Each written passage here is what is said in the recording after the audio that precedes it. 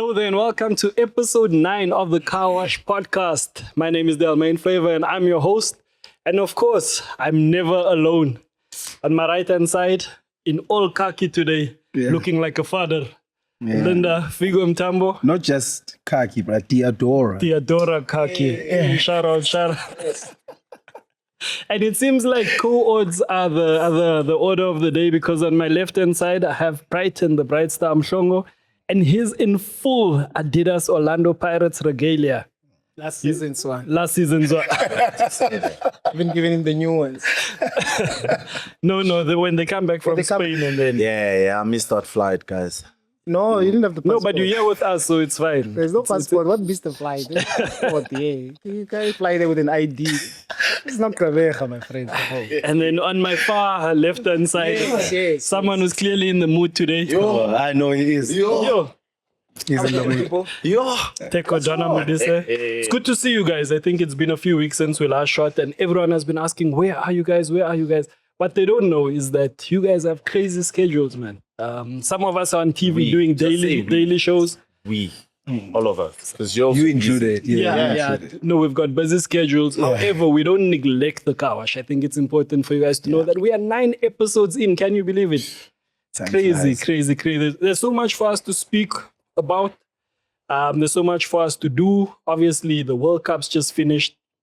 By the time this comes out, it will be a few days before the Betway Premiership starts, and obviously the MTN8 will then be the first competition. There's a lot for us to unpack, so I want to get into it. But before we do, I want to introduce our mystery guest. Now, our mystery guest segment is proudly sponsored by Courier It, our proud partners who have been with us now for the last few episodes, and we thank them for their contribution. So before we get into today's mystery guest, here's something to think about, gentlemen. Every parcel has a story. Could be a stock for a small business, could be a jersey heading to a football fan, it could be a gift for someone you haven't seen in a while. Because what you're sending is really just a parcel. It's a sale, a surprise, a promise. And that's why Courier It exists, to help South Africans move what matters the most. Now, moving it from your door to anywhere nationwide, and the option of 2,700 pickup points to choose from, sending has never been easier. And right now, Courier It is giving the Car Wash community an opportunity, and this is exciting, gents, to win a 5,000 Rand buyer gift experience voucher or one of 2 Bafana jerseys. Now, I don't know about you, but I could do with the green one. All you have to do to win, you're still waiting for yours. Nobody came. He came. So all you have to do to win is go to courierit.co.za/TCW, and that stands for the Car Wash. Get a 50 Rand credit towards your first delivery, and every parcel you send earns you another entry. Courier It, move it with Courier It, because your parcel deserves more. Now let's meet today's mystery guest. Let me serenade before he comes in. Now, today's mystery guest, ladies and gentlemen, is one of the brightest football minds South Africa has produced. Believe it or not, he's just 31, and he has already built a reputation that has taken him across the continent, working at some of Africa's biggest football clubs. Now, from laying the foundations at Amazulu Academy to helping build Orlando Pirates' high-performance analysis department, before moving on to the technical bench at Maritzburg United, his journey has been anything but ordinary. Alongside coach Fadlu Davids, he has tested himself in Tanzania with Simba, and most recently at Morocco Giants, Raja Casablanca, one of the biggest and most demanding clubs on the African continent. Now he holds a UEFA A license, a UEFA Elite Youth A license, and is part of a new generation of South African coaches, proving that our football brains can compete with the very best. With that being said, it's a mouthful. We want to welcome. Can we have a drum roll? Darian Wilken, proudly beloved by Courier It. His name is Coach Darian Wilken. It's a D. How are you? All right. Good to see you. Look good, man. Married life. All right, sir. Good to see you. Good to see you. Aging like fine wine. And man, you good? Good to see you, sir. Thank you. Coach, Mr. Host, how are you, sir? I'm well, thanks. Please have a seat. Thank you. Thank you so much for joining us, Coach. No, thanks for I the think opportunity. the stars aligned nicely. Thank you to Courier for delivering an international parcel. I thought you would have come in the box. I can fit in one at least. No, thank you so much for joining us, Coach. There's a lot that we want to get through. And I'm going to jump right into it. The World Cup just finished. There were some surprises. I genuinely thought it was coming home with England, but it wasn't to be. Come on, bro. What are you saying? Come on. Come on. Stop, don't waste that time. But one thing that we did see was a big debate spring up between whether football or physicality, which is a direction football is heading in, ultimately wins. And you look at, let's say, the semi-final. I think that was the biggest indicator of it. On the one hand, you had France versus Spain. And on the other hand, gentlemen, you had England taking on Argentina. And the big debate was France with that front five, I think, have so much aggression, athleticism. They don't really play football, but they attack the crap out of you. They press you. And then you have Spain with their traditional tiki-taka, where they keep the ball and they kind of starve you of it. Just what did we make of what we saw, especially in the business end of the World Cup, with regards to that physicality versus like pure football? And I'll start with you, Coach, as we welcome you. Well, I think, first of all, is to say a World Cup where I think we saw the best of the stars that we expected. Yeah. We expected to see Mbappe, we expected to see Haaland, we expected to see Odegaard, we wanted to see Bellingham.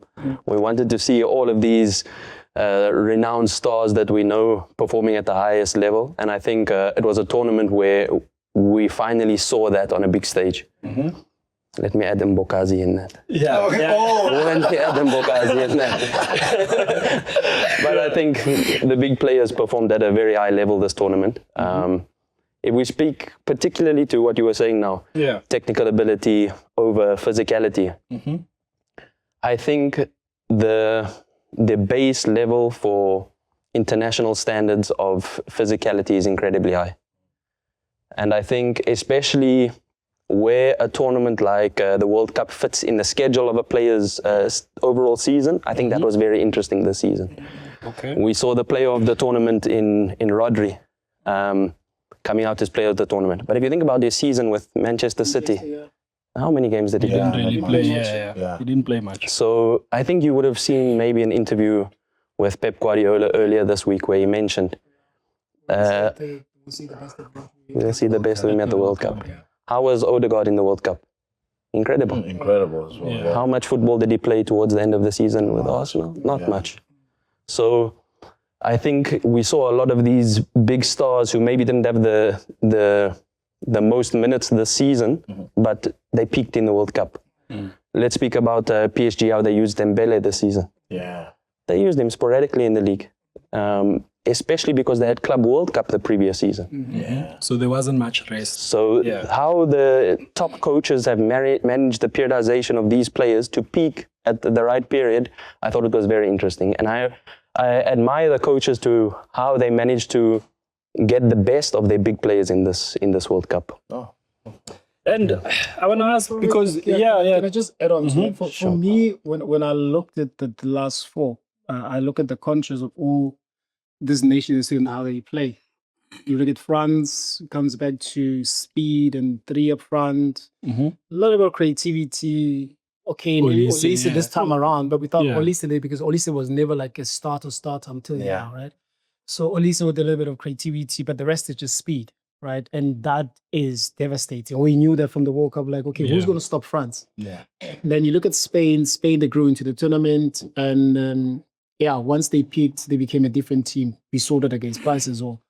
But then they were the only last four that could actually keep the ball. Right, we have Argentina, they rely on strength and physicality, opportunities, last 10 minutes, when you're thinking I'm going to drink water, they scored, right? Then you have in England, where it's let's go and see. For me personally, it's like, okay, guys, let's go, because he changed the wingers the whole tournament. He would never stop with the same line. Yeah. He changed everything. The only problem that he had was the right back because of the red card, Bruce James when he got injured. But the rest, it was like, let's see. you know. Yeah. And then for me was what was more interesting was to see that game against France versus Spain, because then it reminded me of the 2010, 2011, 2012, 2009 Barcelona. So then you can be as strong as you want, you can be as dangerous as you want, but if you start with the ball, there's no danger, right? Yeah. And for me, also as interesting as it was like, it reminded me as to then, that's why like at that time after watching that game, I said, I wish Spain can win this tournament so we can go back to basics. You can go back to playing football. Yeah. Let's go back to enjoying, let it be nice in the eye, because everything is about speed. And you know, as a forward now these days, if you can't run, you don't want to play. And also if France win, then it just takes away the having like a natural striker up front, because then Mbappe drifts around, Dembele drifts around, Due drifts around, so anybody can play there. So when you look at Harry Kane now it reminds me of Rooney when Rooney lay the last state of his career. You know, The playmaker. Yeah. So I'm I don't know, guys. I'm a midfield person. So when I'm watching the game, my most interest it's within the midfield itself. And what I saw Spain doing, and I remember because I was doing most of these games, I said Spain changed when they started using who's this boy? Fabian Ruiz. No, the 10. Daniel Olmo. Olmo. They struggle without Olmo, because then you have an organizer. There's Pedri, you've got Rodri, and then we've got this other one. So they couldn't penetrate, but the first line of pressing, whatever it was. But Olmo can, because also don't play with that out and out 9. They play with the false 9.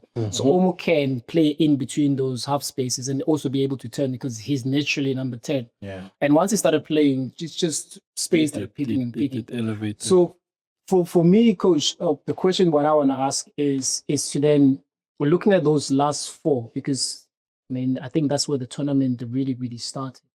Those last 4 really are now on everybody's mind. It's still fresh on everybody. What is one thing from a coachable point of view that you think it's going to be a trend going to the new season? Because for me, I always believe that the team that wins the World Cup, the team that wins the Champions League actually influences it how people play. Yeah. I saw PSG back to back, and it reminded me of Liverpool football. That's all right. What were we calling it? They were calling it rock and roll football. Yeah. But I also remember the Xavi and yesterday Busquets and how everybody wanted to play. Where everyone was doing the tiki-taka. So for me, it's like every big tournament actually gives us something that will be a new trend into the new season that we're going to. So within the World Cup that you watch, what do you think is going to be a new trend that coaches right now, whether from a club level, whether from an international level, they're going to take, actually try and implement to improve the standard of play? Yeah, I love how you speak about Spain, first of all. I think Spain introduced and continued to evolve in something that I think internationally around we all struggle with as coaches, which is beating the low block. Yeah. And I think Spain did something so incredible in this World Cup to show different methods to break down that low block. And I think this is the major trend that coaches and teams will take out of this is, once you have that opponent in the low block, what is your intention now? Is your intention to suffocate the team, put them in the low block? You have your rest defense in place, counter press, create off of the second wall, isolate on the wide areas, Yamal one side, Nico Williams the other side to create these individual moments. Yes, it's one option. Or is there moments as well that Spain do incredibly well, is time of the game, can I now invite a little bit of pressure? Can I get you to open up the spaces so that I can play into a little bit of speed behind? Can Oyarzabal draw one of the centre-backs out now and create space in behind? So I think you'll see a lot of trends in this World Cup. Goals across the board increased. I think in the tournament, it's one of the World Cups where we've scored the most amount of goals. And I think that can be down to just the evolution of soccer where we are at the moment. I don't calling it soccer. No, you didn't. Coach. No. This is soccer. This is This is a Kasi, guys. So you know why we're saying that? Because one of the big debates is football becoming too Americanized? You see now we have 4 quarters. We have the Super Bowl at halftime. My friend, please. We have hydration breaks. No, but I think it's obviously allowed for Darian to say soccer, because the biggest competition we've just watched now was from there, and that's how they refer to football, as soccer. Okay. But I want to say what Teko is saying. Maybe one of the biggest things we can take from the World Cup I know we can speak tactics and all of that. What you've just mentioned is obviously when you play against a team that keeps a low block. I remember when yourself, Rulani and Coach Micho were at Pirates, at times when we played against a team that keeps a low block, would sometimes give them a throw-in closer to the corner line. Just to say, like, come, now you need to bring up numbers so that we know that we'll probably catch you on a transition. So maybe those are some of the things. But what I feel that would be one of the biggest things to take out of this World Cup, seeing all 10 African teams being eliminated, seeing how far the games were decided at the last minute of the critical phases. So for me, it would be the mental strength. If there's one thing, I don't think football can change, talent from the players. But mentally, if players aren't strong, because you look at the game against Spain and Argentina, for a Spain team that dominated the entire game, but they never stopped knocking on that door. They made sure that they keep Argentina in their half and dominated position. And for some teams, you think, we've been trying. So now maybe, let's let go. Maybe this isn't our day. It even looked like they could concede at some point, like where you think about it, like these ones, are they going to get caught on the counter because they're going up so high? So now I feel one thing that maybe coming back to the country would be, how strong are the players mentally? Because we can speak of the physical strength, physical fitness and all of that. But are you strong enough to play the game from the first minute until the last minute, irrespective of the hydration breaks? Because you've seen other teams struggle immediately after the hydration break. When a team was struggling and the other one came back, then you saw an England team come strong against Norway after the hydration break. Because teams at times, because that's what they call the critical phase of the game, the beginning and the end of every half.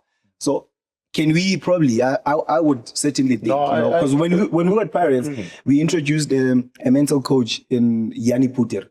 He used to work with the Springboks. You guys had a mental coach. We had a mental coach. So what people don't understand is the success of rugby is not entirely based on the strategy, and the game model. But it also depends on how strong mentally these players are to know that we carry the hopes of the country. When you see the Springboks play, bro, I swear you could bet your last dollar on the Springboks to win, because that's how strong and resilient those guys are. When they won the World Cup in Japan, they lost the first game and you think, but they still came back. You look at Spain in winning this match. They started off badly, same as in the 2010 World Cup. Played a draw against Cape Verde when everybody wrote them off. We're like, okay, this is our time to come back in the game. I think we showed glimpses of that with Bafana. Immediately after the game against Mexico, the next games, we started showing up. So it's also now, I think, working on the mental aspect of the players. That how do you stay mentally fit? Because also, maybe can I ask on that as well? When you speak of maybe the mental fatigue or whatever the case may be, and you're also referring to Spain incident when they pinned Argentina, they still tried and poke. But then you look at the coach himself; he believes in that style. We have when you compare us to. When you compare Bafana to Spain's coach, it's chalk and cheese, my friend. You can't, not because of the achievement, but because of the belief on the system itself, right? When you have a Pedri over the road, do you know how you're going to play? You don't need Gavi to come in and fight people. No, you know that you're going to put the ball on the ground, make sure that you go one side to isolate your mouth and play it a little bit longer so that he can do what he does. You believe regardless of where the stage is, what time of the game is, right? So then, because then you've got the right players to do so. We showed glimpses when we were desperate to do so. When we were back. Not because we had to. When we've won our backs against the wall, that's when we showed glimpses. But we have players that are very capable of doing it. So now it comes back to, even if we come back to locally, hey, guys, I work locally, so I can't say bad. My man, so locally we have I need to be very careful what I'm going to say. So locally we have teams that are really, really relying on a low block. That's it, right? And it's probably more than 80% of the teams that just relies on low block. When you catch one, we catch one. But one thing of the teams that are against the team that is low block, they lack patience. And I just hope that if there's one thing that'll take from Spain, it's patience, my guy. Keep doing the same thing. Trusting it comes the back to that. Or at some point, one of the players within the low block will lose. There will be a lapse of concentration. That's what you need to punish. You understand what I mean? So for me, it's that because I think it's been there in South Africa for a while. Maybe Sundowns was the team that really dominated and pinned teams there. But also, if you remember, maybe on it's when Sundowns was, I don't know, playing different football out of this world, they'll be very patient, my guy. So one thing that coaches have taught us, like you can win the game of the first minute, or you can also win the game at the last minute. You don't have to rush. You don't have to, especially when you pin them. What they did against Argentina was, once they lose the ball, you counter press. If you can't win it, you foul, my friend. Don't foul to get a yellow card. Push this person in. What do you call it? But maybe coach, like maybe to add on what the gents are saying, right? My takeouts from this is obviously sports science. How important is it? Because as Africans, we tend to overlook and say, yeah, now we're coming with all these machines, the laptops that are telling us the distances and whatnot. But perhaps they play a huge role psychologically as well. And to that extent, to a point that also we want to take it back to, the planning with regards to consistency and making sure that you stay true to your identity, because we spoke about how Spain plays and how we only do it because my pickup from all of this, the entire World Cup, was that you find a team that will come in, play a certain way, wait until you concede.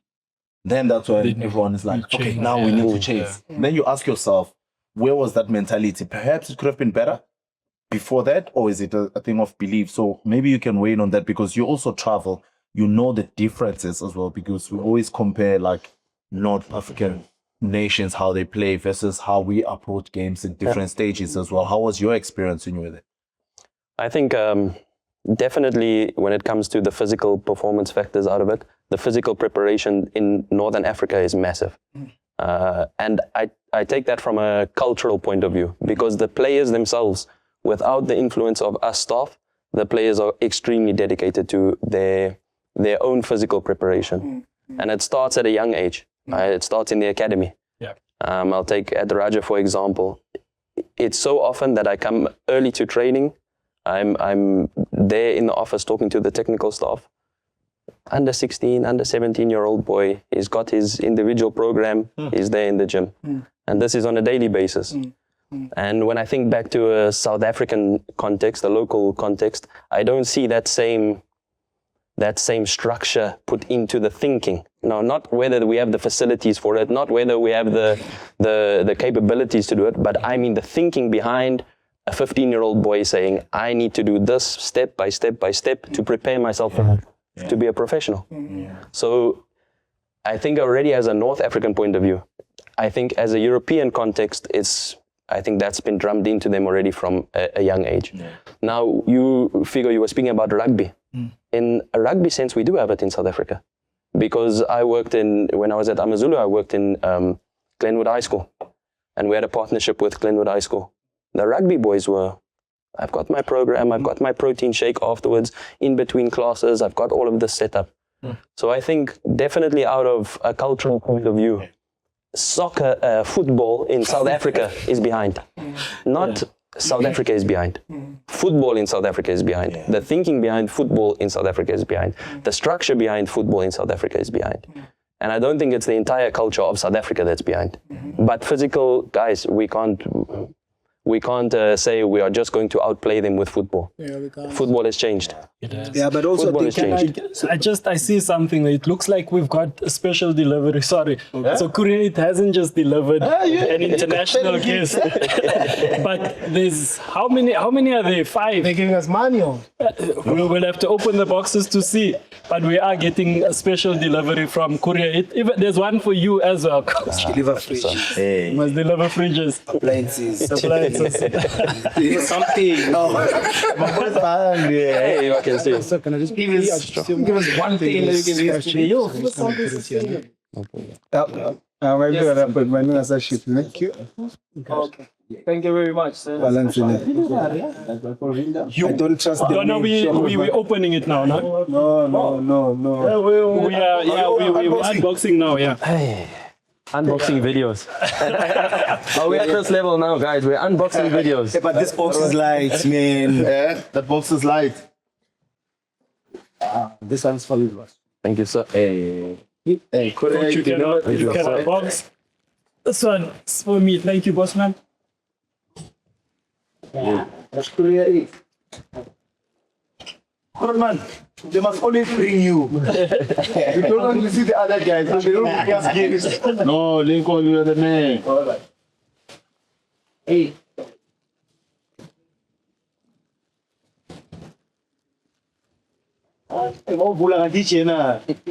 Whoa. Courier it from us to you. Flask. Educate. A what? Educate. Another reflection. So if I drive at night, my brother. my lights are off, I'm changing a tire there. I can go and be romantic. This is so cool. I can go to bed at home. That's a Courier 8, a special delivery from Courier 8. Just like every great parcel, this mystery gift was packed with care. A water bottle to keep you refreshed while you move it, a snack to keep your engine running, a jacket to keep you warm through the winter days, a backpack for your essentials, your adventures, and maybe a few special parcels. Thank you for being part of the Courier 8 journey. Move it, Courier 8, because your parcel deserves more. But party! Bring more gifts. Like it. You know, the next episode, we need gifts. I'm gonna try you now. Can I just show? We got Adidas Spain bags. Shout out, man. How? We've got World Cup winning bags. Yeah, Shout out to Courier for the cool gifts. Thank you. Thank you for making sure that everything arrived here safely. The gift, the guest. We really appreciate it. I love the message from the bottles, eh? What does it say? You like to move? We like to move it. Oh, I don't want You to say it like it's a voiceover. It's written there. It's not a voiceover. Come on. what is wrong with you? Which one is that? It's an ad. Go radio like okay. You'll never Action, know. like move. It's moving. You'll never know. You'll never know, man. Someone's watching. You never know who's watching. You never know who's Guys, watching. doing voiceovers is tough. Oh, yes. Remember he did one. He did it with Hollywood beds. It still plays on the radio now. Did he? Hi guys, Teko Modise, Hollywood beds, bus ambassador. You must do ambassador. it. Yeah, you must do like maybe it's 3 paragraphs. You must do like in 60 seconds. Time is money. Because Time is money. like it's gonna be played at 60 seconds. Time is money. Why do I feel like It's that? English words. It's him who was saying, Time is no. money. It's probably him who was saying, I don't have enough time, guys. I'm a professional chief. It's now speaking of being professional. I'm a professional and I want to move it right along. So it's so important that we number Nice 10. Jason, my guy. Thank you, my man. It's so important that you're here, Coach, because it ties in with what we want to speak about today. South African coaches, guys, we are taking over Africa. We are moving, we are making a footprint, we are leaving a mark. I know Coach Pitso had started it in 2020 when he surprised us by leaving Mamelodi Sundowns after signing a new contract, going to Al Ahly, one of the, if not the biggest club in Africa. The goes there, wins 2 Champions League, and in doing so opens up the door for other coaches to go. So if you look at it currently, Coach Rulani Mokoena just signed for Pyramids after leaving Al Ittihad in Libya. Coach, you guys are fresh from Raja Casablanca, where it was your second stint at Raja. That was massive. We have Coach Mhlongo who is at Yanga. Coach Steve Barker. He's out there doing his thing. We have so many coaches now. Coach Tebza in Botswana, my friend. Coach Tebza in Botswana. Who's lifting? Yeah. Was And he in also went Botswana. to AFCON as well, Coach Tebza. Coach Tebza, Morena. Coach Morena. Coach Tinkler now at Asante Kotoko. Ghana. So South African coaches, there's something about South African coaches that the rest of Africa is seeing, and they're coming and they're asking and they're taking. I want to ask, what is it about what we are doing in South Africa that is so highly regarded that even other African countries now are coming? Usually we bring players from there, but now we see almost a reverse where we have coaches going. Is that a good thing? I think not so. appreciating them enough at home. Other don't think African it's a- countries, they looking at them and like, oh, you don't know what you Besides the have. dollar, bro, besides, the bottom line, I don't think it's a good thing. I'll tell you why. Why? I'm saying this from a very selfish point of view. Yes. If all the coaches that you spoke of, anybody else from the continent can come back and take them, which means they're knowledgeable. These are people that really can help their teams, the respective teams, whatever team they're going through. And which means they're going to improve those teams, which means for the fact that you saw them here, which means they're doing something good here. But why did we acknowledge them here? If Africa can say we've got the best coaches, why aren't we able to keep our best coaches to improve our local game? Because if you watch, dude, I work on my local games. Yes. Sometimes you feel like you need to take a nap while a game is playing. And I'm not saying this in a bad way. I'm football fan, right? Because and also you see other coaches still rotating, dude. Same coach coaching 6 different teams in 2 seasons. Yeah. So my point is, like, if we saying we're exporting brilliant coaches, brilliant minds, guys, why aren't we selfish enough to make sure that our own product becomes better and better? If we allow one coach, let him go to Yoalachli, that's fine. Raja, that's fine. The rest of them, come here. Let's improve this thing, because at the end of the day, you want that balance within the PSL. You don't want 8 teams fighting relegation and 8 teams are fighting to be only 2 teams are fighting for the league. We want everybody to fight for the league. This thing, dude, I play for a team pre-season. We meet team, but okay, guys, if you can come 6th, I'm like, what? You talk about being 6th position before the league starts. Why don't you try to fight for the league? Like, nah, it's too much. No, because I play for teams that are fighting for the league. You know what I'm saying? So it was very foreign to me to actually hear that. So what I'm saying is, like, why don't we keep our coaches here? We bring, the standards is going to get a little bit higher. And once the standard is higher, the players are getting better. The players that are getting better in their teams, they get into Bafana, we're getting better. We can win AFCON. That's what I'm saying. Coach, what do you say about that? And give them the dollars that they need. We do have the money here. We do have it. I think it starts from what you were saying. The league that we have in South Africa is incredibly competitive. And I think that's what created that environment for coaches to really push themselves and develop themselves. You remember when we were challenging with Sundowns at that time, Figo? But and they won the league in the last game. I felt like also in the technical teams there was that iron sharpening iron. Coach Pizzo, he had Coach Mario, we had, Coach Mhlongo was there. Us, we had the Rolani Micho, we had Kyle, we had, and we were... Loveman. 3 performance analysts this side, 3 performance analysts this side, bios, strength and conditioning coaches from France. We had the goalkeeper coaches that are now at AS Monaco. Yuri just signed for Monaco, guys. So this is the level we were working with at that time. And I felt like the league grew because of that. We created a hyper-competitive league. But the ambition of coaches is that I agree with exactly with what you were saying now about top 8. I'm not a fan of top 8, I'm guys. not either. What is... Sorry to MTN, I'm not. No, I'm a football guy. The mandate things. Top 8, what is top 8? What is top 8? When I was in Tanzania, there's no top 8, guys. When I was in Casablanca, there's no top 8. Win the league. Win the league. Yeah. There's 5 teams you have to compete against. If you had one of the big ones, you have to play against ASFAR, you've got to play against Bukan, you've got to play against Wydad, you've got to play this season against Masfez. All of them have the same mandate. Win the league. There's nobody there out of those top 5 that are saying, well, if we are next year in top 8, it's good. But I don't know. I have a feeling that we don't trust or believe in our own enough when it comes to, all these teams.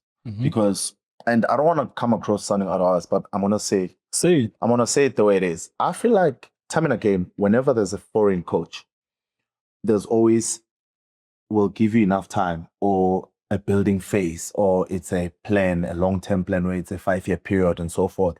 But if I were to choose Coach Darryl right now, come 2-3 games, if things don't work out, you're ready to pull the trigger. You're ready to pull the trigger. So for me, that's where the difference is. And we've seen that whenever you trust the process, it helps. We've seen with Amazulu, they're becoming better and better with Coach Atazwane, according to my opinion. We've seen how Coach Rulani, how he has worked himself to where he is. We've seen with Coach Pizzo. At some point, there was a time where at Sundowns, no one wanted Coach Pizzo. Every time there used to be, hey, Pizzo must go, to be a well-decorated and well-celebrated coach right now. But mainly because someone believed in him, And there was that club owner who said, you have all the 4 reins. What do you need? Because if you don't have the belief, you don't have the support, it's hard for me to present a vision where it's not supported. So I think when our coaches go abroad, that's where they get the support that they need. So that's how it's I interesting see. that you mentioned that now, because you say, okay, foreign coaches that are working in South Africa, they are afforded that time, the support at the time. Let's think about it now. Coach Mhlongo goes to Tanzania now. It's a foreign coach now, guys. Yeah. Coach Rulani goes there, he's the foreigner. Yeah. So what I believe is like when you go into these situations in foreign countries, you have to know that the time is limited, guys. And you need to get results. Pressure. Exactly. You need to get results, and it's a but privilege. you need to perform. You guys had an invincible season, didn't you? Correct. At that Raja. But also, And like, even that wasn't like good but enough. you see, all the big teams in the continent, all of them we can go to, Asar Toko, all the big teams, they've got a culture. They've got a way of playing. They've got a belief. So now, if we how many teams in South Africa we can say that? So now, so that's why now we can see a lot of foreigners coming in and going out, not giving enough time. Local coaches as well, they will be there not giving in time because then we're trying to find a balance. Sometimes like now, I feel sorry for the team clubs, for the team owners. As much as there's other ones we know. Figure the one that you play for, we know we can't even name them because that really changes coaches like nobody's business. But just that the problem is like we don't have a certain culture within South African football itself. There's only a few teams that have an identity of how they play, right? And identity takes time. You need to find the right players, you need to find the right coaches, right conditions for the players to actually thrive within the system that you have. Yeah. Most of the time is, and I used to believe in the past, I'm like, yeah, but why teams sign players before the coach? Because there's a culture, there's a way of playing, yeah. The coach must come and adapt to the culture that we have, right? And it's been happening everywhere. It's happening in Real Madrid, Barca, they sign before you come, my friend. Before you come, they tell you, these are the players that we have, these are the players you need to use. And let's get rid of that. I'm saying in South Africa, I hope that with the World Cup, with all that you have achieved at the World Cup, with all that we've seen in the World Cup, right? There's so much things that we can learn and bring back into our show, especially to the club. The league is running well. I'm not complaining about the league. To the club itself, is like the reason why you're naming Athazwan, even when he's Kaizer Chiefs, he had an idea of how he wants to play. Yeah. Right? He had an idea, but the problem is like identity versus results. That was the problem. Also versus material, because do you have the material to implement what your idea is? That's him. Material. No, I'm saying. Yeah. So I'm saying. Okay. So that's the thing. Like you have an identity as to how do you want to play. He believed in youngsters. He gave youngsters an opportunity. He gave so many youngsters opportunity to play at Kaizer Chiefs, right? We're still doing the same thing, Amazulu. So which means he believes in youngsters, he believes in continuity. But then you find an Amazulu team that is really changing. They need a change. They have the right coach to believe in him because he's the only person that can bring change. But at the time now that there's going to be results driven, they're going to look at Coach Adazana differently.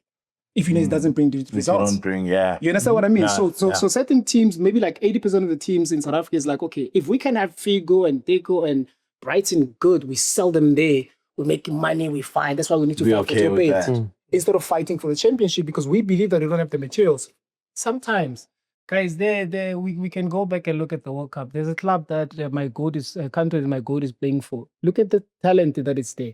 Only 4 or 5. The rest is fight. We have teams like that in South Africa. But you just have to have the right coach for you to fight for honors. You can't be waiting for Nedbank. You need to fight for something. And then when you fight for those big trophies, then you're allowing yourself to play in the continental football. Continental football will open your mind. South African teams, if they can understand how important it is to go play in the continent, I am telling you, besides the money, if you play, you know the struggle of they're over there, Dubai, but you're going overseas first to come back. No, you never dealt with it. You know, we did. We got a charter when it's going to knock out for. We did. Dude, I played for Bafana. We did the same thing. We never flew anywhere directly. I played in Bafana when you buy that thing, that airport, they sleep like this. I don't know what that thing is. Yeah, it's economy, there's a kid there crying. But let's speak about, like, if you say now, getting into Africa, competing in Africa as clubs in South Africa. Yeah. But let's speak about the times that we have seen smaller clubs, with respect, in South Africa, competing in CAF. Yeah. Marumo Gallants. Stellenbosch. Yeah. We played against them with Simba. Yeah. You beat them. See. The level we played against them with Simba. Yeah. But the level of the PSL shows you that once you get onto that continental stage, you can compete. Yeah. But I do know there's financial. I was about to say the financial implications that come with it. Does it also influence where you go to as a club owner, right? To say this is the profile of the coach that I want, that will somehow, take my club to the next level, and also identify with the club culture as well. Does it give you a sense of direction, and also how do you then determine? Because you find that, for example, you spoke about Marumo. Marumo has already had like 2 French coaches where, according to my opinion, I don't know that still you can verify that. According to me, I think obviously Coach Romain Folz was probably earning higher.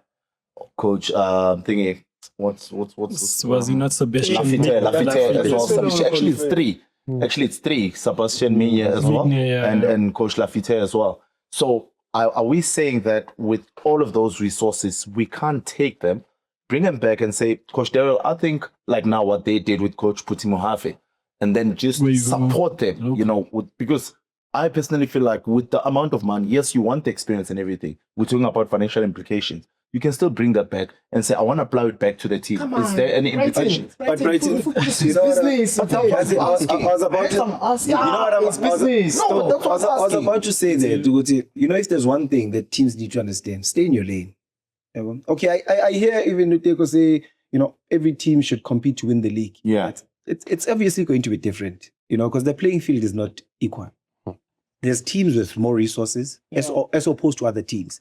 There's teams like ETS Galaxy who have a business model of unearthing raw talent, selling them to keep the team afloat. So every team has got their different business model. So when it comes to competition, there'll never be a fair fight with regards to that. But what we need to do is first keep our foreign local coaches, instead of them going abroad, keep them, you know, pay them well, so that they can improve the standard of the game in the PSN. Secondly, because this financial thing, I think it's at some point, 5-10 years from now, we are going to have a league of only youngsters, right? Because we've created the DDC, which is good to bring players up. Yeah. But when you look at the amount of experienced players that are out without jobs, it's now showing you that the league is going to be a league played by youngsters who are exciting with a lot of energy, but can they play to win? Because when you look at Sundowns, there's no way Sundowns can play 7-8 youngsters in the team because they understand the magnitude of winning, that you need a balance between experience and young players. So at some point, this financial thing, that's why I said it in the last episode, if it means we must adapt to the hydration breaks to bring in and commercialize our league and get more sponsors coming in so that the budget, what do you call it? The stipend, the grant. So if the grant then gets a lot bigger, so that teams can have a lot more money to pay players, especially top achieving players, you know, players that can give you results, so that we keep that. So that when people like Darian and Fadlu get offers abroad, we can match the offers so that the league continues to grow. But here's my question to you, Figgy. You talk about the business model of every different team's financials, but you talk about TS Galaxy. TS Galaxy team is a business person, right? Every beginning of the season, I'm sure he's got maybe at least 3 or 4 players that he wants to sell. He's going to make sure that he uses them the entire season because that's his business model, right? Ajax used to do the same thing. Staley started doing the same thing. I'm saying that then if that's your business model, which means now you need to get a good coach and be able to improve your players to perform well, so that Sundowns knocking, you can say 16 bar. That 16 bar actually helps you now to attract good players, right? Other teams they don't even have a player that and nobody can sell. Even your 5-a-side will never even pick from them. But I'm saying, and I'm not saying those are bad players. I'm saying if you're a good coach is a good coach by improving players. Yeah, but a season is not enough to win the league. No, I'm saying, for instance, when a coach comes in, TS Galaxy is not winning the league. So we're talking about a business model now. I mean, I'm saying, as a footballer, if I'm a footballer, I get into a dressing room, I'm kidding up there. I've got an ambition and a dream to play for national team, to play for big teams. But if I'm having a coach that tells me about, guys, if we can get slot injury, top it. How's my mental capacity or my mental thing for the whole season? Because I'm not playing to win something. Yeah, because you know why? When it comes to coaches, one thing about coaches are conscious. Coaches have a clear thinking, a clear mind. A coach would never wanted his team to build up when he knows he does not have the quality or the players that can build up from the back. Because at the end of the day, that's a risk. And teams are going to concede goals. Yeah. That's why even in football, I know you love Spain, how they play the game. Sundowns. Yeah, Spain, Sundowns, right? Because of how they play. But Spain can't play the tiki-taka with Arujo. They plays for Barcelona. Yeah. He's Uruguayan. He's Uruguayan. Yeah. But you're right. But you understand, those kind of players, they cannot. That's why when a coach comes in, sometimes we think a coach hates certain players. But you come in as a coach and you believe in your philosophy that I'm going to build up from the back. I'm going to play into the next line, supply triangles, safe and secure. You certainly need those players. And when I come into the team, Brighton, and then you're a goalkeeper, I don't need you. The coach hates me. No, you can't fit Because his you don't philosophy. You understand? So he's talking about the business model. You're talking about staying in your lane. So, coach, when you bring those things together, right? Because the reason why I was asking that question, it's because you cannot then be on both sides. You need to stand for something. You cannot say, no, it's a financial sense. I need. Choose one. Cool. So we get to that point. How does it count now when it comes to now someone trying to, and I'll make an example with the statement that was released earlier with Coach Farouk, the chairman Farouk Katoria, after appointing Coach Khalil. He said, the mandate is clear. Win the league. We already have the trophy. And they had no business, with all due respect, to win the Nedbank, but they won the Nedbank. Now, all of a sudden, all these things, they're changing, as opposed to us saying, we're working on something, we're on to something here. Now the mandate is, versus what the guys are saying. Now, all of a sudden, it's, hey, we have to win things. But I think there's nothing wrong with ambition. Okay. Ambition should always be part of your club. It should always be part of your DNA as a person. Every single one of us here is ambitious in life. And that's what leads to success. But how you break that up, how you make it into achievable goals, how you make timelines of that success, that's very, very important. If you say, like you're saying, I want to win the league this season, okay, you can want to win the league this season, but there should be what did you call it earlier? I should have the furniture to be able to do it. I should be able to should have the tools, the material to be able to achieve that. If not, then how are we going to build that material?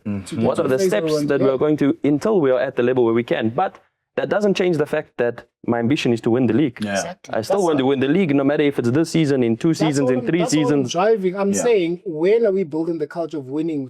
We know, guys, come end of the season, there are only going to be a few teams that are going to win those things, but nobody's guaranteed. There's something that I like that both of you are speaking about as well.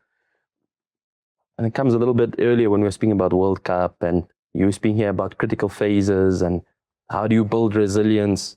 How do you build, my question, how do you build resilience in a team when at the end of the season, all the challenges that a coach went through with his players, the post-match meetings that we've had to fix situations, to correct, all of that IP, all of that intellectual property that we've gained as a team, if at the end of the season I kick 14 players out and I bring 10 new players, which I see a lot, guys, from the outside. It happens a lot. But now how all of that intellectual property that I've been spending the whole season with Figo, we're going to build up in the half space.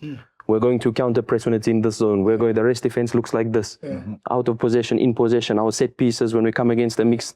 But at the end of the season, 10 players are out and 15. Fresh again. And you start afresh again. You're not building from that. Exactly. That's how you find a coach like why you guys leave.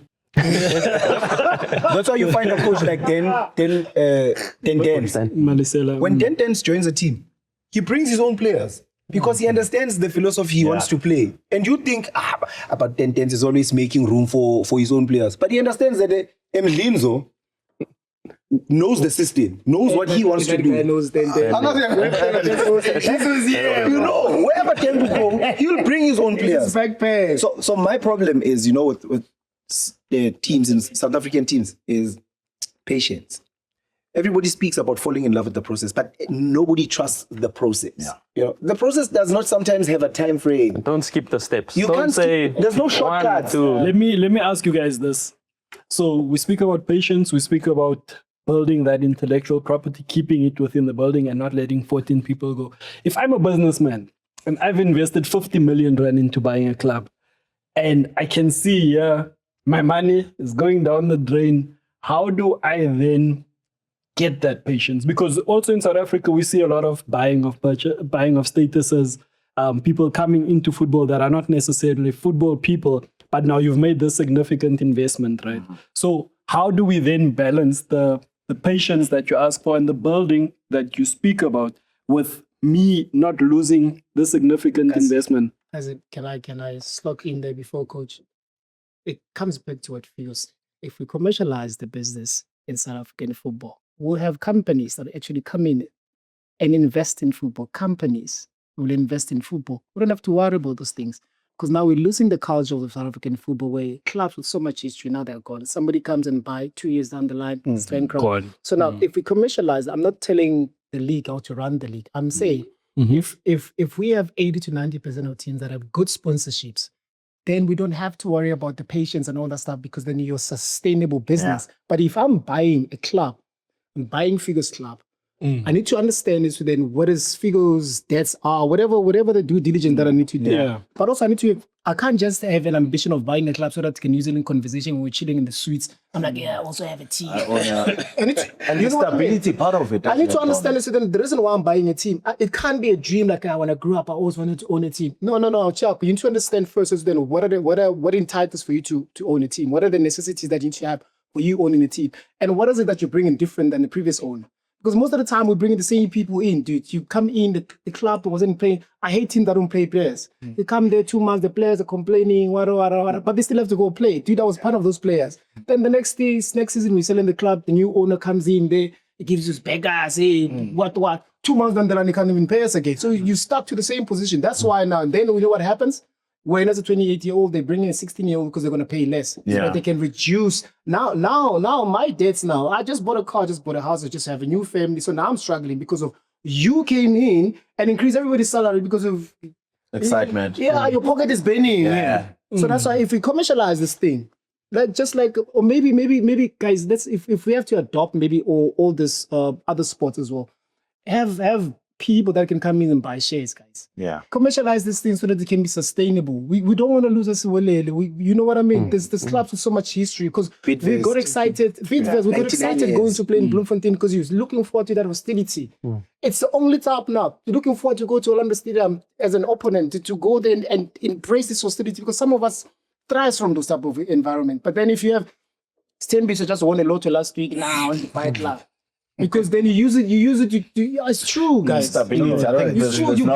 You're just using that for bragging rights. There's a reason why Orlando Pirates is still Orlando Pirates. KZ Chiefs is still KZ Chiefs. Okay, let's leave Sundowns alone because we always got to be like, hey, financial, what. But there's a reason why those clubs are there because there's ambitions within those clubs. Yeah. You understand what I mean? There's a reason. Once you buy a club without a reason, not understanding that you're going to use it just to get chicks and to use it in conversations, to get into the government, whatever the case may be. The people that are suffering are the product itself, which are footballers at the end of the day. And then we'll be sitting and asking ourselves, what happened to Figo? Not understanding the implications that goes. I'm signing a 2-year contract. You sign me a 2-year contract. The next thing 2 months down the line, you tell me into my corner, you don't want to pay me back. Yeah. Those are the clubs that we're dealing with in South Africa. You earn 20,000. You can afford a sports car, but can you maintain a sports car? You can't. No. I think So now you qualify, you buy the car, you pay. You want to improve your life. You pay the insurance. You're left with 3.5. Yeah. Now, when the car needs to go for service, can you be able to maintain it? No, so that it becomes a problem. But also, I think it's very much important that much as we're saying commercially, this is what we're looking for so that you can increase the revenues, right? But I feel like it needs to come back now to the clubs, like what the gents are saying, where we look at ourselves. How well do we run the institution? Yeah. The more we start, beautifying it, it looks more appealing commercially because you look at corporates right now, everyone is always thinking, what the gents are saying. Is it safe for me to go into this when I know that this club tomorrow can wake up and say they're selling it, or there's issues that are going to put the name into disrepute of the brand, by virtue of association as well. So my humble appeal would be the clubs also now. We need to start looking at ourselves and having those high ambitions that we're talking about to say, this is what I want to see about my club. This is how my club needs to dress up. This is how my club is going to travel. It's those little things before it filters to the players. You look at teams where much as you don't have technical sponsor, but let's be unified. You can't find a club where now someone is wearing Nike, someone is wearing, all these things. It's just a little thing. With the blue suits. 100%. Yeah. So just unify. With the doggy there. In fact, he uses his own sponsor that he makes his own apparel. So those are the things that we need to start doing. And then by this time we start looking at these clubs as an institution, an organized institution, then it becomes more appealing and more commercial for the league. It makes it a whole lot easier because right now you find that the league is probably running double, where you have to market the league and also market the clubs as well and still kill off all these issues of non-payments, these status that are being sold left, right, FIFA bans, But I think I want to... There's dog points, I'm telling you. If you don't play, you pay plus the month's dog points. Because, because the truth of the matter is, let me educate you for the younger ones at home. There's this thing they call signing on fees. Not a signing on fees, image rights, right? So those image rights comes because we have a television broadcast that actually pay the club for them to televise you. Yeah. Those are image rights, right? So within the image rights itself, your club is marketable. It's free market. Yeah. There. You as a club, it's up to you. Then how do you use that free market to actually generate money and other sponsorships? Correct. Within that, you sold my image rights before I even came here to this club. So by the time I get here, as a footballer, and Mntambo, who's an agent, knows nothing, he just wants to have a relationship with Figo's team. So then he brings me here, not understanding as to then how, what's my value from an image right perspective. Yeah. So I sign a deal, right? You're giving me Red Bull for image rights. We've got 80% of the game on TV. I'm the star player, I'm the captain, I'm forever on TV, but it doesn't balance with my image rights, right? It doesn't balance with my salary. And then Brighton, Sundowns let him go in January, comes in, he's limping there, he comes in, he gets big money, but I'm there every week. When you do pre-match, I'm Figo there with I'm the impact player. If you drive super sport buses there, my image is there. You sold it already. Dude, if now I'm talking about outside of football, if my face now I have to go to a billboard, I know how much money I'm gonna earn. Now. Tell us. And now. It came out. No. It came out. No, but I get what you're saying. Financial fair play, it's not basically on teams, on any individual teams. No. It's the regulation itself, my guy. If they can go for an artist that's an artist in South Africa to do Red Bull and be on the bill, I know how much money he's gonna get. But I'm a footballer that plays every Saturday and Sunday. It's a culture in South Africa, but I'm not even getting even 1% of that on the billboard. That time the billboard spends the 6 months, dude. Red Bull, give it to you know what I mean? So give it to him. So now it comes back to saying, guys, if we are saying we want this product to grow, the product itself, what is the product? It's the players. It's us, If the players are not well looked after, there's no way, guys. That's why if I'm a coach, I'm a good coach. Tanzania calls me, I'm out. Right? And also sometimes, like within the passion that I have, I'm thinking of you. What's the bottom line? But as footballers, we grew up in auction. We never thought about the bottom line. All we wanted to do was to see ourselves on TV. It was an ambition. Wanted to get better and all the type of stuff. But now that I know the business side of it, which is the clubs, also I insisting for us to learn the business side of it. Team Sugas is doing that every single day. You can't tell the players don't understand that if I play well here, I'm out. It's actually using the Jomo Sono's playbook. Jomo Cosmos used to do that. That's the same playbook. But I'm saying that now that you do business, allow the players also to be business-minded, sit with you on the table and say, my friend, you know how much my value is. Let's divide this thing, because if we're saying Super Sport or Canal Plus is giving us 80% of the games on TV, this is how much money they gave you. That money, don't tell me that it helps you run the club. You're using my image to run your club. Yeah. You can't be. Yeah. You can't use my image to run your club. It's you who bought the club, my friend. I wasn't there when it started to buy a club. But you're using me to make money. Wow, when am I going to make money? And then the next thing, that's the thing. The next thing, then we see 10 years down the line, we say, like, yeah, but this players pay with money. Guys, if we don't have a basis with a football player, PSL player, registered player, this is the base that you should be getting. A base. Then that's what we're starting, minimizing all this other nonsense. Of course, guys, the footballers fuck up. Sorry. Even Euro, even Euro players everywhere. We've seen stories. Not like our story is not unique. It happens everywhere. But I'm saying those guys that can bounce back, because there's a base. When we spoke about it in the podcast, when Anela, rest in peace, when he passed on Gang, there was money that was taken from his salary when he still played. We don't have those things in South Africa. When are we having the SARS conversation? You know what I mean? We're going to have that conversation, but for now, we're waiting for bonuses, my friend. Other teams, they win 6 games in a season. Which bonus am I going to get? Waiting to win the league trophy. Which trophy am I going to get? But at the end of the day, I need to still improve my life. I'm on TV every day. Do you understand the cultural pressure that I have? I'm on TV. I'm expected to drive a car. That is not a manual. You must press to start. Am I lying, Fig? We haven't started him today. Yeah, continue. The person who started, Jonah. So I can't pour a perfume. I must do a cologne. I can't cut my hair at the sponsor shop. I need to go to the salon. Those things, they require money. I need to have a family. I need to have a coffee. I need to have all things. With the money that we have, we'll scale out. I like. No. You're fine today. But listen. Yeah, no, 100%. And I think part of the schooling, and I think we're speaking about what we're taking from the World Cup. We're speaking about the commercial elements, and it all ties into this. I want to ask you guys, there's something that we have seen in recent times, I think maybe for the past 3-4 seasons, is that we have our teams in pre-season going abroad. Currently, we have Pirates who just finished in Spain, Chiefs are back from Spain, Sundowns are in Austria, and this is something that has been happening over the last, like I'm saying, 4-5 seasons. Yeah. I want to ask you, and maybe I'll start with you, Coach, what is the significance? And I'm asking because I've never played professional football. I've never been in a pre-season camp. I want to ask you, why are we going to Spain? Why are we going to Austria when in a few weeks' time we come back, we play in Polokwane, we play in Richards Bay, we play in Bloemfontein? So why are we preparing there when in reality we are going to be, this is our bread and butter, this is where we're going to be playing? I think it speaks into the globalization of football as a whole.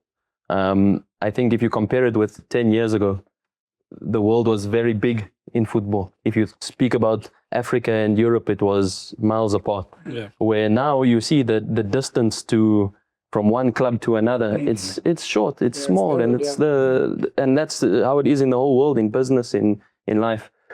I think it's very key when you see the timeline of when clubs choose to go to this. It's not in the beginning of pre-season to go do medical testing there, to go do yo-yo tests. We're not doing that. It's for games. We're going there to play friendlies, to expose ourselves to a higher level, to expose my players on a bigger platform. Yeah. We speak about that being a business, our clubs being a business, but now I'm getting to put my players against Las Palmas. Yeah. Yes, I'm playing against Las Palmas. I've got scouts in the stands. I've got agents in the stands. Maybe it doesn't materialize into a purchase or a loan now, but maybe in the future that becomes a player that they track on. You build relationships. They begin to have a look closer at a specific player or something like that. Yeah. So I can see a lot of benefits to this new way of doing the preseason for South African clubs, to go abroad, to open the market a little bit more for the clubs, for the players, for the networks. And then, of course, just the experience of playing different styles of football. We speak about now, we're going to play in a World Cup, but I've never played against a team from Europe. As well. I want to play in a World Cup, but I've never played against a team from Poland, from Russia, from whatever that you find. All the clubs go to Marbella. All the clubs go to, Turkey being one of the places that they go a lot for preseason. So I think it's vitally important to improving our teams. Yeah, I think credit must also go to, and I say this with the utmost respect. There's one thing that we probably might downplay here, but you spoke about 5 years down the line and so forth. It's been a trend. What Mamelodi Sundowns has done for the standard of South African football is truly, it needs to be commended. You know, in a sense that if you don't push yourself, you don't push boundaries, you don't measure yourself with the best, you won't be able, to get there. And you won't be able to see whether you're growing, are you in the right trajectory, or you just stagnate. And then come international outings, that's where we'll be exposed. And then we're like, for the past 5 years, were we really the team that we thought we are, or the talent that we are? Because the more biologically, we know that Africa has talent. Yes, you're playing in the PSL, you're preparing yourself for the PSL, right? However, the ultimate goal for every single player or every coach is to always go and play abroad at the higher stage, at the bigger stage. So therefore, you preparing here, you also measure the quality. You set the standards and say, with all due respect, if I'm going to go to Mpumalanga and say I'm camping at Ngwenya, all right? For example, you look at the surroundings, the friendlies. Is it conducive for you to prepare for what's coming ahead for the league? Because you're going to get there. Let's say there's only 2 oppositions that are of PSL standard, maybe TS Galaxy, but they're not camping in Mpumalanga as well. And then other than that, you're going to get SAB team, this and that. So all of that, by the time the season starts, it's either you're going to get players who are going to start off a little bit off, a bit lethargic, or you rather take that experience of going abroad, play higher standard, higher quality. By the time you come back to SA, it's already on to the league. So already the first tournament, it's MTN 8. You want a good outing, you want a front foot as well. So for me personally, I think with what Sundowns has done in terms of setting the standard higher every time, everyone is now chasing to raise the bar and keeps on rising and rising, it has become some ripple effect that has filtered within all the teams where everyone is saying the standard is to win the league, is to play good football, is to make sure that we pay our players very well, but also to export quality players, because we've seen that's what all the teams now thriving to do. When was the last time we saw Orlando Pirates, apart from Teko moving to Sundowns, Opa moving to, when was the last time we saw Pirates now selling players abroad, where there was the hunger, the passion now for players to expose themselves, to playing abroad and all of that? Mainly it's because of the opportunities. When you sign for these teams now, you're not only thinking about the Betway Premiership or Africa, but now you are exposed to a broader, larger vision, because the world is smaller when it comes to the league. But when it comes to the vision of the club and as an individual, it supports you as an individual to say, if I play that friendly, I'm going to play Al Ittihad, I'm going to be playing Las Palmas, I'm going to be playing all these top friendlies. There's an opportunity for me. So I think that's where we are as a country. It doesn't matter the preseason, whether, different climates, acclimatization and all of that. And also it can be effective. We don't have enough funds. Guys, we don't have to go to Spain if you don't have. You can go to South America. Yeah. You can go to Morocco. There's so many places. Teko, you can do what you... The club that you played for. Oh, you know what? I was about to say this. The only people that are allowed to be taking those trips overseas are the top three. And why so? TS Galaxy went to Serbia. At the expense of rumors, players having it that they paid, a certain fee, a certain portion for them to go there. Bro, there's no need for a TS Galaxy to go abroad for preseason when you're not playing interclub football, bro. Stay in your lane. Like stay in the country. Go to KZN. There's 5 teams in KZN or 6. Then you play friendlies there. So Stellenbosch did now. Yes, but when it comes to teams going abroad, Chiefs, Pirates, Sundowns. Why so? Because these guys are going to be playing interclub football. And these guys have the resources. So don't break the bank when you know you're not going to be traveling the country. You are going to be local. So that's what I'm saying. However, the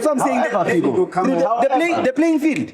Right? It's let me tell you, in the next 10 years, the league and trophies, you will find the Magesi winning, you'll find the Stellies winning.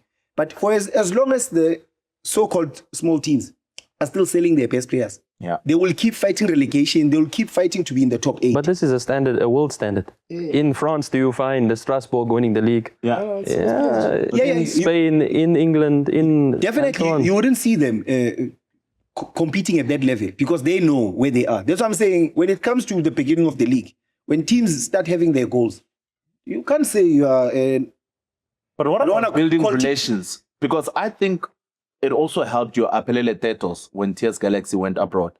It helped a couple of players getting that exposure because Kabini as well. Maybe half I'm pushing it, but a number of players there were spoken of after that preseason camp. And also, I think for the vision,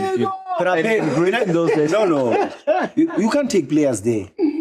Pay the players. My thing is, let the players be happy.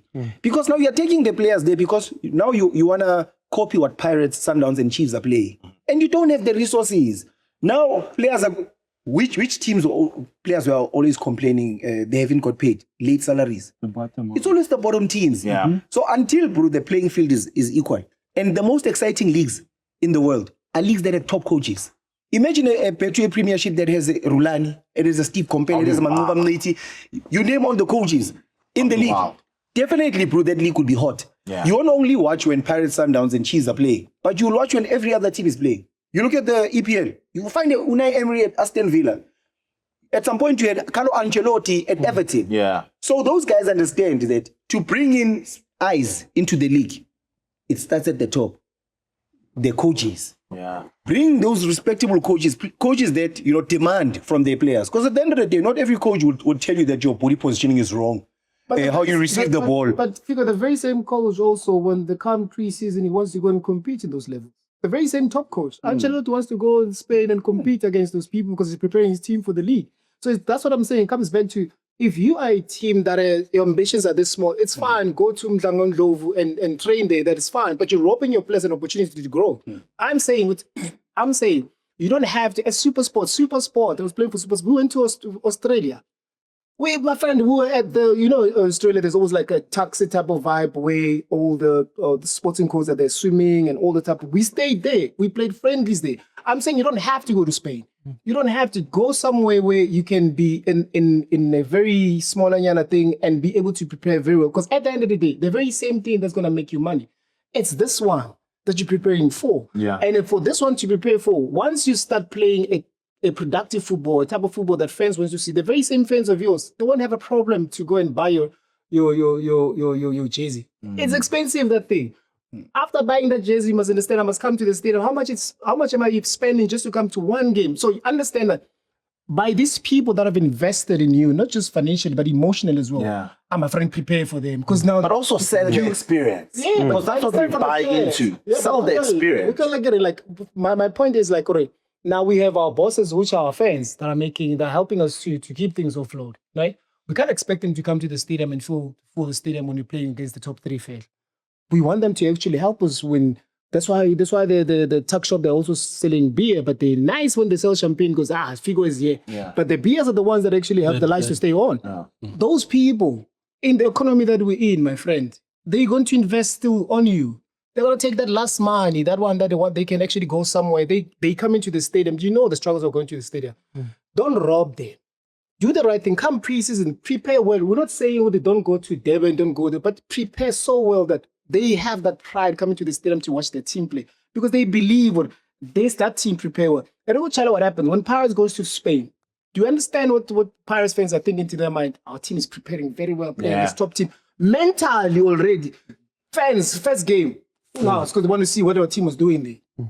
Because it's that, so that the fans can understand, can choose it. So like, this is an emotional thing that I'm going to invest in my money in. Dude, we've got too many issues. We're afraid to invest in football as a fan. But we do that because we have fans that are very loyal. That's why they only come to big games, because they know that in big games, you're going to step up. As Marumo Kalans, you're going to step up as well against a big team. But other than that, you don't.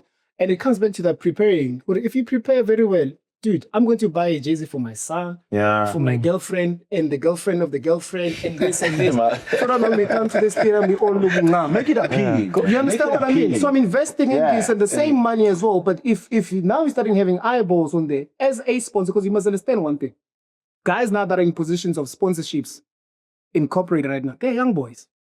They're young, 32, they are young boys are into things. So now they need to find something interesting about the club for them to come in and invest. But there's nothing interesting that you're doing. What makes you unique? What makes you unique? You're doing the same thing. Well, but in the place at Pulukwani, you train there, the range, you train there, you're playing 2 teams, Pulukwani seat and then it's finished, you come back, and then you think you're going to be on top, but you won't. That's why I come January signing 8 players from loan. Because you prepared. In fact, we went at Sundance, we once went to Swaziland. The worst thing that's ever happened, that's it. We went to Swaziland. We played to what. We came back, we struggled the whole season. Guess what the conversation was come end of the season? Guys, what went wrong? Why couldn't we win the league? We all went back. Like, guys, we didn't prepare well. The foundation, the mental block of the preseason. We had so many injuries. We didn't prepare well, my friend. We must go somewhere and suffer. When you come back here, at a beast. That's why when it comes to the World Cup, that's why it comes to bigger stages, you always have to go to a camp a little bit, to suffer a little bit, you come out a different person. But if you're going to do it in the same environment that you're actually staying in, that's not preparing. But I think both of it comes to what both of you guys were saying, in that, yes, you can expose to something greater, you can be exposed to a new environment, to a new level, but the planning must be done well in advance. Orlando Pirates didn't decide they were going to Spain last month. Sundowns didn't decide we're going to Austria 2 months ago. No, it was well prepared, well planned in time. Everyone was organized. It met the budget level that they can access. So the same can be said to any club within plan, check your budget, but in advance. So that when it comes, it's not a surprise that bill comes and I have to find money somewhere. No, you can go to Zambia. Okay, before we go to Zambia. How many teams are playing in African football? There's a lot of teams. You can go. I'm not saying that's what I'm saying. You don't have to go. We once went to Zambia. You struggle there. They run there in Zambia. There. When you come back, when you face a team that runs, you're like, nah, this is peanut butter and jam. Because you prepared very well. So I'm just saying, just get different environment. Because that also it helps like within the new team, new players as well, to be able to acclimatize a little bit quicker within the team itself. Instead of me, I'm a new player, I'm coming to your team, I'm going to training preseason, I'm going back home. There's no time for me to acclimatize very quicker. But if we're there, I get to learn your habits, because we're far away from each other, our families and friends, I get to learn your habits, I get to understand, I get to have a conversation with you from a football perspective. Because there's nothing else I can talk about. I'm not going to tell you, your shirt is no, there's no shirt there. There's strip. They were wearing track suits. So I'm going to have a conversation that really matters. That's going to help the team to be able to grow. But if we're doing the same things, that's why there's that gap in feet. And that's what my problem is. That's why there's that gap. There's teams that are fighting for something. I'm not saying it's come on, dude, come on, Donna. You and money, this thing. Now, speaking of money, we do have sponsors. No. Who's paid guys? Whoever did whatever to Teko, we apologize. Yo. No, I love it. I love it. But listen. Give us some more. Give us some more. I want to see this. I love it. Is this great? See. Now let's not forget that we do have our mystery guest here, and he is proudly brought to you by Courier. South Africans are choosing a better way to move their parcels. And don't forget, when you sign up at gocourier.co.za /TCW, receive a 50 Rand credit towards your first delivery. And every parcel you send gives you another chance to win a 5,000 Rand buy a gift experience voucher, one of 2 Bafana jerseys. Now, we were speaking about corporates coming on. Why do you have to say Bafana jersey? You know that I owe this man his jersey. But Courier is giving away a Bafana jersey. Can I get a jersey for Teko? For Teko. The green one, please. Now, listen, we were speaking about corporates coming on board. We obviously have a corporate who has come on board, not only sponsor the car wash, but they are taking care of youth football in the country. And I don't know if you remember in episode 8, we said that the car wash would be making an appearance at the Engen Knockout. Oh, yeah. Yeah, and we did. Funny enough, Teko was there. Brighton was Funny there. enough, he was there as well. Darian was there. I know you had your own things going on. Unfortunately. But we were there, and what a tournament we witnessed. I mean, Coach, you were there on the Sunday with the final. Donna, you came on Saturday. Yeah.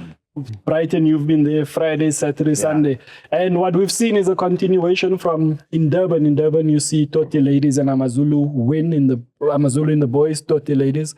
Obviously winning in Cape Town. It hasn't been decided yet, but we have Ubuntu and Anatla Sport JPN. that is in the final that is going to be played. Yeah. And then here you have the Kaizer Chiefs boys and the Mamelodi Sundowns ladies that win it. I want to ask you, and I'll start with you, Coach. What did we make of what we saw at the Engen tournament? It was packed. We saw yourself there. Like I'm saying, all of us were there. Coach Raymond Mdaka was there. Yardan Valodia, who just signed for Yanga, was there. We had so many top names come out. What did we see at the Engen this weekend, Coach? Yeah, Engen tournament is a tournament that's close to my heart because it's one of the first tournaments that I coached with my junior teams. So at Amazulu? Yes. Okay. No, before that I was with an academy by the name of ETS, Education Through Soccer. So it was a tournament that we qualified into. I had the coach Tsovila Kazi with me. He was my coach with me, and we did well in that tournament, and that's actually how I got my job at Amazulu, because from that tournament we did well, and I moved to Amazulu from there. It's a tournament that exposes, like you said, the academy teams and the professional teams with teams that can come there to compete, to show off their skills. Toros came and showed it. They were in the final. Yes. And Donna, we were watching that Chiefs game. They obviously went on to win it, and there were a few players there that impressed you. Unfortunately for me, I think that's the first thing that I had a conversation with you guys when we were chilling by the tent. I said, I only wish that we had like better surface so that we can allow these footballers to actually express themselves a little bit better. But those who are good, they can actually play regardless of how the pitch was. And when I was watching that Kaizer Chiefs game, that's his number 2, man. Is it number 2? The centre back, the tall centre back, yeah. God. So he's physically built like a Mbogazi, so comfortable on the ball. And for me, because if I'm a coach, I want to build from the back. You know what I mean? He was so calm. He's very clever. And those are type of players that you can actually like say, you can play as a centre back, but once in position of the ball, can actually come into the midfield and add on to that because he's that comfortable. But also like maybe just to give kudos as well to the DVD and Coach Sidiso the great work that they do. So I was very impressed because that's the only game that I watched. I was very impressed. And And yeah, man, I'm kind of jealous a little bit because some of us never got an opportunity to be exposed to those type of football. Yeah. But to see all these youngsters being able to expose at a young age at competitive football where winning also becomes a culture, it's so dope so that we not get surprised when you see them at DDC, we not get surprised when you get them to the PSL. I just hope that with the opportunity that was given to them by Engen, we can continue unearthing new talent. Because I was also happy to see Raymond Mhlongo, because I haven't seen him in a while. And telling him also... We actually have a clip of that where you guys... It's like we were dreaming. Like how we dreamed. It was a vision. Oh, Teko Modise is there, but no, he was there. Wipe your phone. Just to add on that, like, it's been a while since I've been out of youth football in South Africa, and especially with traveling, being in Tanzania, being in Morocco, and coming back now to see the evolution that's happened, especially tactically in South African football. I was impressed, especially now we speak about Chiefs and how they got to the final, but just to see them sliding formations, attacking formations, defensive formations, and it's something that obviously when I was in youth football before, it was unheard of. It was in those times, it was individual development. I improved the young boy so that this individual can make it. But now you see a little bit what South Africa needs is that young, talented players getting educated tactically. Educational side of it. So that by the time they reach that first team, by the time they come, it's not the first time I'm seeing a video analysis. It's not the first time a coach is telling me I have to build up in one way and defend in another way. But terminology as well. Yeah, the terminology as well. You know what was cool? Sorry, Brighton, just to break your word. You know what I really enjoyed? I watched the clips of Mbogazi getting into his car, going to go and watch the Durban version. And then you come to Joburg, you see someone like... Mhlongo, and think about it. What does that do for the boys when you see that this person played in this tournament not so long ago, and here he is an established Bafana player? Just what does it do to your psyche when you see your peers and you can touch them? It's massive. It's massive because not only are they coming back to show appreciation of a platform that given them the opportunity to showcase their talent, but also the engagement, the interaction. It also serves as it gives that human element, like you're sitting there and saying, this is the guy who's within reach, but now he's just within touching distance where I can have conversations apart from having pictures with him. That gives you a sense of belief to say, a couple of years back, we're not talking, I'd understand because time and again at Engen would always reference to your Ronan Williams, like the older alumni and far off. But right now you're talking about the stars of the yesteryears, just like now, recent alumni like Mhlongo, as you speak of. And when you look at that holistically from the tournament perspective, it's been happening for over 2 decades now. It's the 24th edition now. Yeah. And coach is speaking about the evolution tactically. I mean, Teko sat there for, I think we said over 3 hours, and he kept on saying, I like this, I like that, I like all these players. Overall, you see it as, a good stepping stone to competitive football. Hence, when you spoke about now DDC, also serving as a platform that's giving South African footballers the opportunity to compete at the highest level. I think also it starts with the Engen, because that's the tournament where also we look at the livelihoods of the players, the stages and the phases where they are in terms of their age. This is a critical phase where you develop you're under 18. And I think credit also must go to the women football, the people who are always in charge within the women football. It has improved tremendously. We saw 2 former footballers in the final. Roda Mulaudzi and Queen Goals, Andisiwe Mtoyi as well at UJ, But not only that, we also had former Banyana, Kabozita coming forth and winning the fair play with Mamelodi 11, So that alone, you're seeing now from the educational perspective as well, you're seeing a lot of coaches who are former players now. Yeah, that was impressive. It's very impressive. Wayne Arendse is also a coach there. Yeah. Virgil Freeze is also a goalkeeper coach. Colin Simbesuma. So that alone, Vochi with Siwelele. So a lot of coaches are coming in. Thabo Ntete is also, the list goes on and on. So now there's that pipeline. We spoke about trusting the process, right? So now there's a pipeline where from development perspective, now there's people who are working tirelessly to make sure that there's a clear view, there's synergies from development to the first team, whereby there's also proper coaching, proper educational element that's going to prepare the players. But not only that, administration-wise, I think we saw one lady who was, she was an assistant referee, Klochi. She was an assistant ref for the past 4 years at Engen. she came back now as a TS Galaxy head coach for the ladies, which is quite impressive. Yeah, she was the head coach there. And it brings me back to, I don't know if you guys know Casablanca.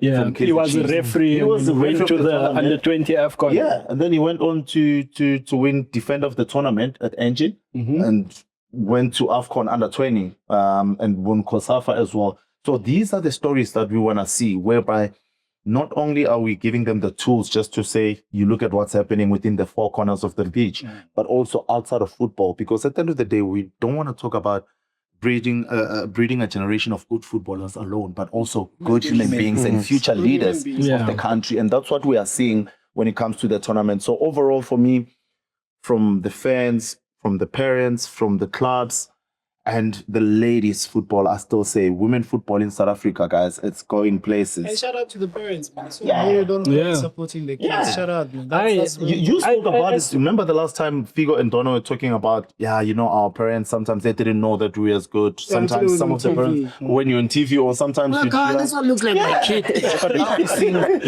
But we're also seeing that element being played out evenly when we talk about gender equality as well, where a tournament that will just going to give equal opportunities for both girls and boys. Equal prize money, even though that's not the end goal. And individual personal accolades as well. I saw a fantastic goalkeeper from Sundowns, because time and again it has always been Casey Gordon. With women football, if there's one player, we stick around that player and say, sure. But now Sundowns gave us a Malebana, who she's a captain at Abantwana, and Sundowns, she wears number 10, scored bangers of a goals, but Coutinho in goals.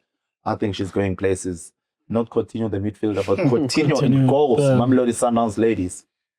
Solid. But overall, I think it was a fantastic tournament. I'm looking forward to see what happens in Cape Town. Delmain, bro, let's just say to Engen, you guys did a great job by partnering with Brighton Mhlongo. He is a great ambassador for the brand, bro. I swear, of all the 9 episodes we've done, like I'm seeing him come to life. Man. It's from the heart. But like he's also invested. No, like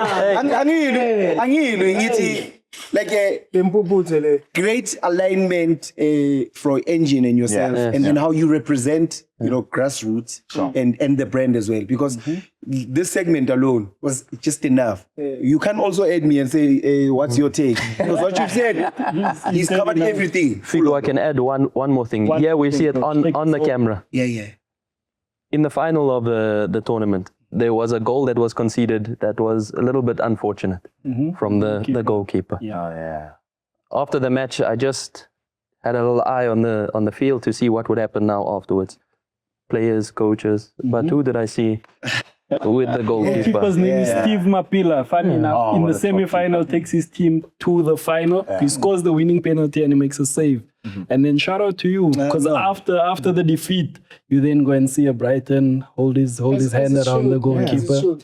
And that's why, like I was saying to Brighton, there's a lot of fact that there's so many former footballers that are, doing this great job, and we normally don't hear of them. You only saw, because I was surprised, because normally I don't get an opportunity to attend such. So I was very, very happy to see that. Then also, man, the quality of football that was played. I just hope, guys, that we can to improve this thing. Let's get them to a nicer face. You know what I mean? Let them play. Champ of Champs is coming. We are going to Amatax. To the coaches, to you guys coming through to actually, coming back and to actually see where football, the grassroots level is. It's kind of encouraging to all these younger ones. Even though, like, I know I'm an old dopey, but when I got there, I could see, like, just the excitement from especially the young girls and all that type of stuff. So for us to actually, I'm encouraging other guys to come in and actually just come and support and witness this talent, so that we can't have a rally that we don't know, now we only see them on the PSL. Let's come and look out and really encourage these boys, because sometimes we're so far from them, we're unreachable with us, and we can actually humanize this thing and get in touch with these players. There's 2 massive shout-outs that I want to send, and I can't believe we've come to the end of the show. Before I say thank you to you, Coach, let me just send a shout-out to 2 people. One is Football Stage. We don't know his name, but we call him Football Stage. That guy does such crucial work for youth football. And if you hear the backstory about it, and I don't want to get him into trouble, the mask guy. You know who you are. No, I want to give a shout out to that guy, because he documents so much of the youth football. So the picture from Relay in the Engen tournament was taken by him, and that was a few years ago. And now, obviously, we see the end product, but we don't see where it starts. And someone like that takes money out of his own pocket, who makes sure that he travels. He was at the Durban edition, and then he was here. He was there Friday, Saturday, Sunday at Mark's Park. You said he's got other things that he's doing, so don't expect. Yes, no. What I'm saying is that shout out to you, football stage with your mask, with your sunglasses and everything. I know the second one you're gonna call. No, you don't know. You don't. Can know. I take a guess? Take a guess. Kataza Cellular. Okay, yes. Kataza Cellular, shout out to you. Cellular Robbie Make doing a fantastic job. But the last one I actually wanted to send was to Cheslin Dodley. So she's the mother of Rushon and Emil Dodley. So Rushon plays in the Chiefs' first team, obviously. He has a younger brother who plays next to the number 2, Emil. He's so nice with it. But she came all the way from Cape Town, and we speak about parents supporting. Her and her husband, Roger, came all the way from Cape Town, supported the boys in every game. And then she was like so lively. And just to see that type of passion from a parent.